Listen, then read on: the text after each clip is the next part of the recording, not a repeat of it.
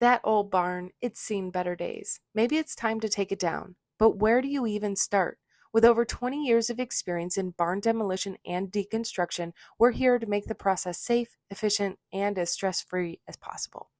One of the most common questions we get from property owners is, can you take down the barn for free in exchange for the lumber? The short answer is no. We are not a lumber wholesaler. But don't worry, there is still a way to offset the cost. With the right strategy, your barn wood could have significant value in salvage market. By working with us to evaluate and salvage the material, you could potentially pay little to nothing for your barn removal. From reclaimed beams to vintage metal hardware, these items could be worth more than you think. We help you identify and preserve what has value, so you're not just tearing down history, you're preserving it. Of course, there are other factors to consider, like environmental hazards. Old barns may have asbestos, lead paint, or even animal waste that can be dangerous to handle. That's why we do a full environmental evaluation before any work begins.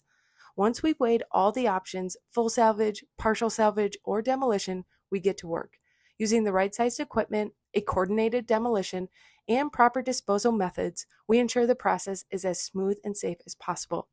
What happens after the barn comes down?